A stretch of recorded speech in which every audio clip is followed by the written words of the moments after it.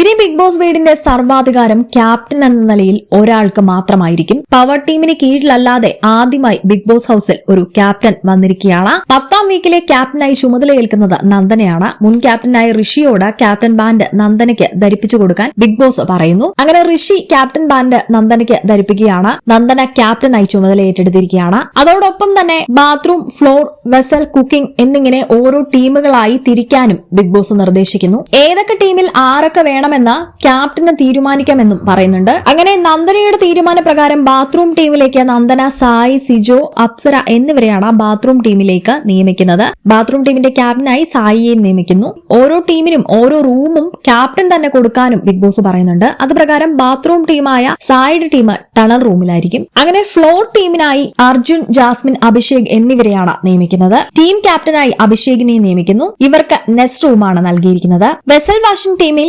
ജിൻഡോയെയും റസ്മിനെയുമാണ് നിയമിക്കുന്നത്. ജിൻഡോയെ team ക്യാപ്റ്റനാക്കുന്നു. Den റൂമിലായിരിക്കും ഇവർ. Cooking ടീമിലേക്ക് അൻസിബ, ശ്രീതു, ഋഷി, നോറ എന്നിവരെയാണ് തെരഞ്ഞെടുക്കുന്നത്. കുക്കിംഗ് ടീമിന്റെ ക്യാപ്റ്റനായി ഋഷിയെയും നിയമിക്കുന്നു. നേരത്തെ പവർ റൂമായിരുന്ന പീപ്പിൾസ് റൂമിലായിരിക്കും. പവർ റൂമിന്റെ പേര് ഇന്നലത്തെ എപ്പിസോഡിൽ ലാലേട്ടൻ മാറ്റിയിരുന്നു. പവർ റൂം അല്ല, ഇനി അത് പീപ്പിൾസ് റൂം ആയിരിക്കും.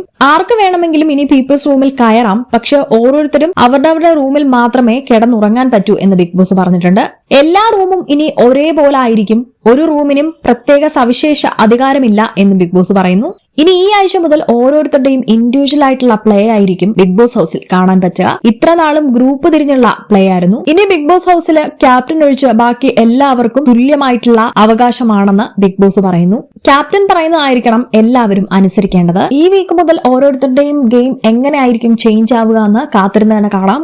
നിങ്ങളുടെ അഭിപ്രായം കമന്റ് ചെയ്യൂ. കൂടുതൽ അപ്ഡേറ്റ്സിനായി സബ്സ്ക്രൈബ് ചെയ്യൂ.